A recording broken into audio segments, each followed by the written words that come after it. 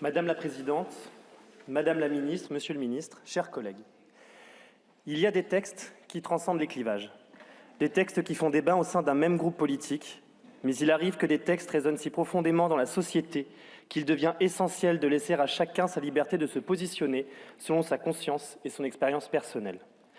Je veux ainsi exprimer ma grande fierté de siéger au Rassemblement national qui, sur un sujet aussi intime, a choisi de laisser à chacun la plus entière liberté de conscience et de vote, et j'en remercie tout particulièrement notre présidente Marine Le Pen.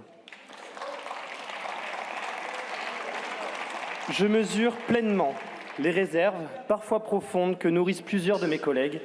Je les respecte et comprends la gravité de leurs interrogations. Ce choix aurait d'ailleurs dû être laissé à chaque Français via la voie référendaire. Le Rassemblement national défend l'idée que le choix de société, parce qu'ils engagent profondément les valeurs, les repères et parfois même les fondements culturels de notre civilisation, ne doivent pas être laissés à l'appréciation de quelques représentants, aussi légitimes soient-ils, mais soumis directement au peuple par le référendum. Ce n'est toutefois pas la voie qui a été choisie. Et nous voici aujourd'hui amenés à nous prononcer sur la création d'un droit à l'aide à mourir, c'est-à-dire au suicide assisté ou à l'euthanasie, source d'attente pour beaucoup, mais également de crainte pour d'autres. À ces derniers, je répondrai ceci. Consentir à ce qu'une personne, arrivée au terme d'une maladie incurable, au-delà de toute possibilité de soulagement acceptable, puisse choisir d'abréger ses souffrances, c'est reconnaître la part de souveraineté qui nous appartient encore lorsque tout le reste nous a été confisqué par la maladie. Nous entendons celles et ceux qui craignent derrière cette liberté l'avènement d'une société où la vie deviendrait un paramètre comptable, où l'on pousserait subtilement les plus vulnérables vers la sortie. Nous leur répondons que le texte qui nous est soumis ne fait pas l'apologie de la mort.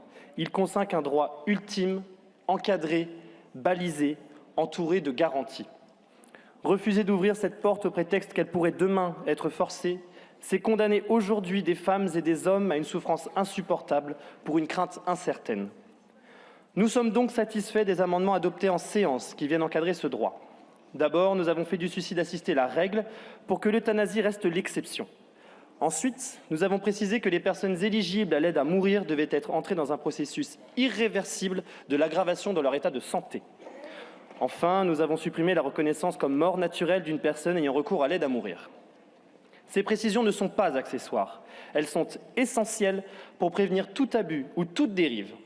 Les garde-fous sont indispensables pour protéger les plus vulnérables et pour garantir que cette aide à mourir reste une exception rigoureusement encadrée, fondée sur le caractère libre, éclairé et surtout réitéré de la personne concernée.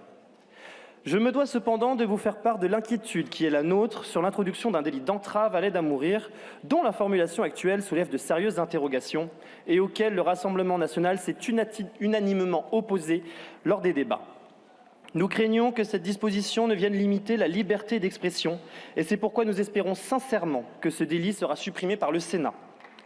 Dans le même temps, nous regrettons que le délit d'incitation ait été rejeté alors qu'il aurait pu rassurer et garantir un équilibre à ce texte.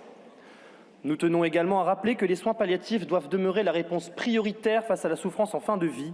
Il est impératif que leur accès soit garanti partout sur le territoire et surtout de manière équitable, afin que nul ne se voie contraint de choisir l'aide à mourir, faute de soins appropriés.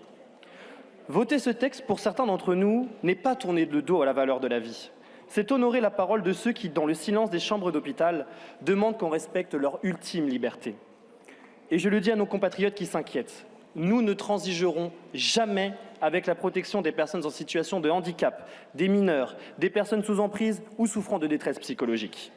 Les lectures successives devant le Parlement permettront de s'assurer que le texte final le garantisse.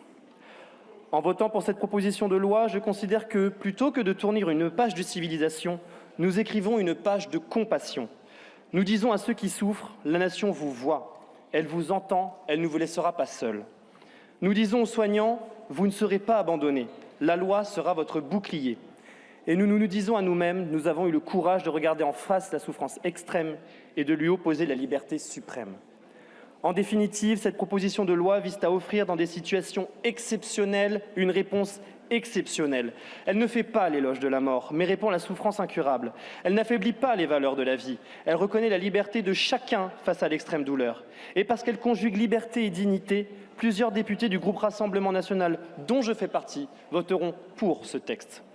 Nous le ferons sans triomphalisme, dans l'humilité de l'incertitude, dans le respect de ceux qui pensent autrement, dans la conscience aiguë de la gravité du sujet et avec l'espoir que par-delà nos divergences, la société française saura trouver dans ce débat un surcroît d'humanité. Je vous remercie. Merci beaucoup, monsieur le député.